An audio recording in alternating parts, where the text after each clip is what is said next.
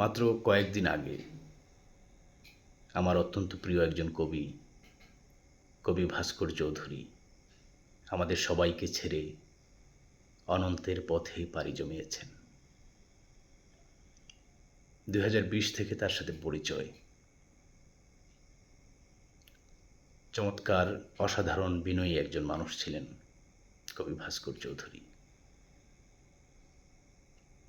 পৃথিবীতে প্রতিনিয়তই মানুষ আসে, কিছুকাল জীবনকে স্পর্শ করে আবার পাড়ি জমায় অনন্তের পথে।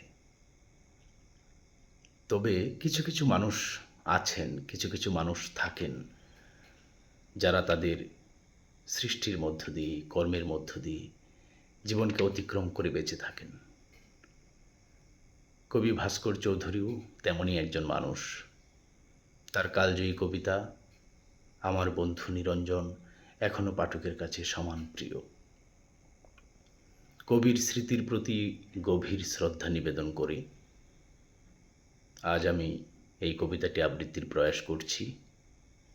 আমার উচ্চারণে, উপস্থাপনায় যদি কোনো সীমাবদ্ধতা থেকে থাকে, আশা করছি আপনারা নিজ গুণে ক্ষমা করে দেবেন।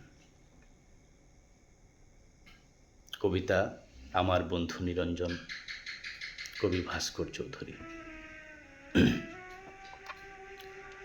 অনেক কথা বলবার আছে আমার, তবে সবার আগে নিরঞ্জনের কথা বলতে হবে আমাকে। নিরঞ্জন আমার বন্ধুর নাম। আর কোনো নাম ছিল কি তার আমি জানতাম না।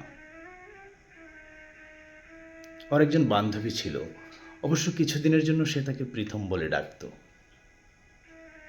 ওর বান্ধবীর নাম ছিল জয়লতা। নিরঞ্জন জয়লতা সম্পর্কে আমাকে কিছু বলেনি তেমন। জয়লতাকে কখনো চিঠি লিখেছে কিনা সে কথাও আমাকে সে বলেনি। তবে জয়লতার চিঠি আমি দেখেছি।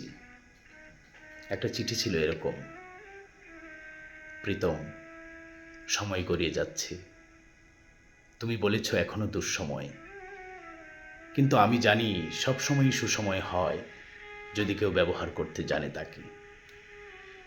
আমি বুঝি বেশি দিন নেই, যদি পারো এক্ষুনি তুলে নাও, নইলে অন্য পুরুষ ছিবড়ে খাবে আমাকে।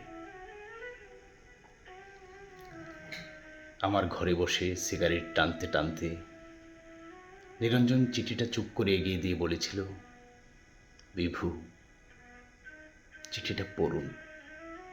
আমি প্রথমে পড়তে চাইনি, পরে এইটুকু পরে তার দিকে তাকিয়েছিলাম।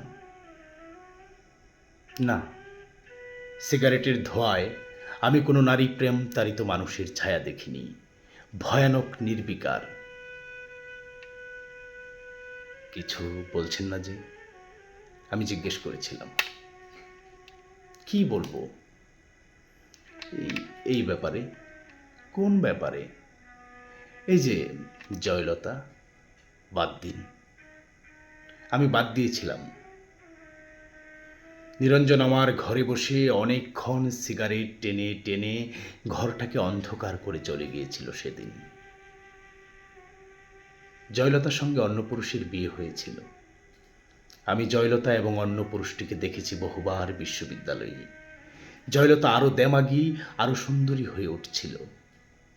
অন্য পুরুষ ছিবড়ে খেলে মেয়েরা বুঝি আরও সুন্দরী হতে থাকে। এ কথার সূত্রে সেদিন নিরঞ্জন আমাকে বলেছিল, মানুষকে এত ক্ষুদ্রার্থে নেবেন না।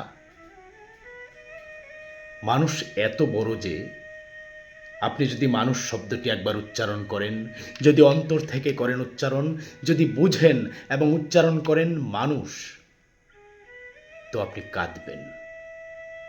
আমি মানুষের পক্ষে, মানুষের সঙ্গে এবং মানুষের জন্য। হ্যাঁ, মানুষের মুক্তির জন্য নিরঞ্জন মিছিল করত। আমি শুনেছি নিরঞ্জন বলছে, তুমি দুষ্কৃতী মারো, গেরিলা তামিল মারো, হিন্দু মুসলমান মারো, এভাবে যেখানে যাকেই মারো না কেন, ইতিহাস লিখবে যে এত মানুষ মরেছে। বড়ই করুণ, বড়ই দুঃখজনক।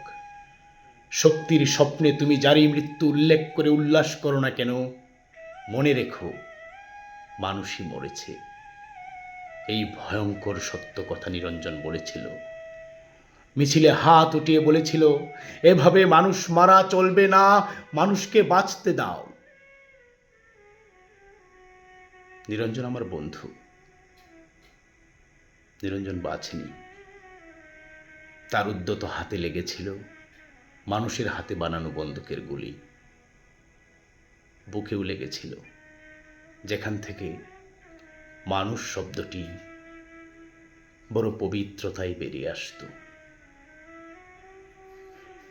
সে লাশ আমার বন্ধু নিরঞ্জনের লাশ। আমি দেখেছি রক্তাক্ত ছিন্ন ভিন্ন লাশ মানুষ কাঁধে করে তাকে বয়ে এনেছিল মানুষের কাছে। জয়লতা সে লাশ দেখেছিল কিনা সে প্রশ্ন উঠছে না।